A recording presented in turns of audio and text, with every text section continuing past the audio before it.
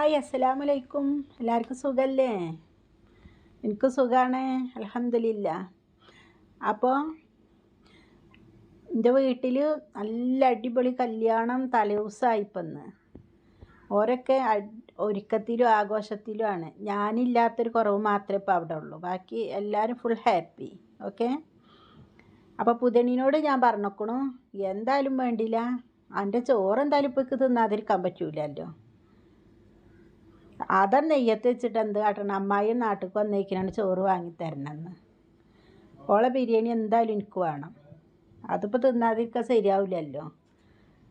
കല്യാണത്തിൻ്റെ അന്നത്തെ എന്തായാലും കൂടിയില്ല. അപ്പോൾ ഓളാ തന്നെ പറഞ്ഞിരിക്കണത്, അമ്മായി വരുന്ന അന്ന് അമ്മായിക്ക് ഞാൻ ബിരിയാണി വാങ്ങിത്തരുമെന്ന്. ഒക്കെ കേട്ടാൽ മതി,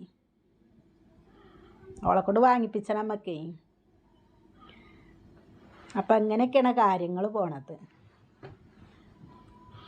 എന്നിട്ട് എന്താണ് എല്ലാവരും വിശേഷം? എല്ലാവർക്കും സുഖമല്ലേ?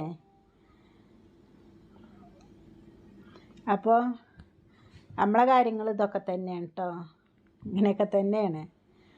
പിന്നെ ഇപ്പം എനിക്ക് സങ്കടമൊന്നുമില്ല കേട്ടോ. സങ്കടം എന്ന് പറഞ്ഞാൽ എല്ലാവരും പറയും എന്താ മുഖത്തൊരു വീഡിയോ ഇടുമ്പോൾ ഭയങ്കര ഒരു എനർജി ഇല്ല, ഒരു ഉഷാറില്ല. എനർജി അറിയുമ്പോൾ നമ്മളിവിടെ മറ്റുള്ളവരെ വീട്ടിലല്ല, അപ്പം നമുക്ക് ഒരുപാട് സൗണ്ടില്ല, അല്ലെങ്കിൽ ഒരുപാട് ഇതിലൊന്നും സംസാരിക്കാനൊന്നും പറ്റൂല.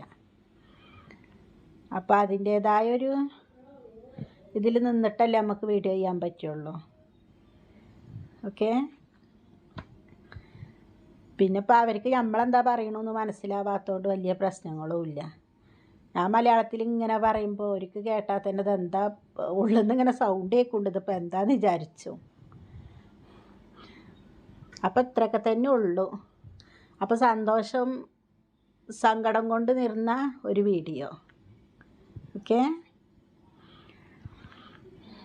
മാഷാ അല്ലാഹ്, കല്യാണം ഉഷാറായി അടിപൊളിയായി എല്ലാതും റാഹത്തായി നടക്കട്ടെ.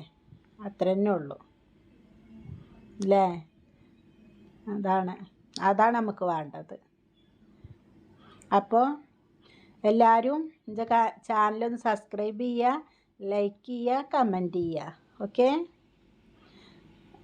സബ്സ്ക്രൈബ് ചെയ്തോൽ ഒന്ന് ലൈക്ക് ചെയ്യുക, കമൻറ്റ് ചെയ്യുക കേട്ടോ. അപ്പോൾ ഇത്രയൊക്കെ തന്നെ ഉള്ളൂ. അസ്സലാമു അലൈക്കും.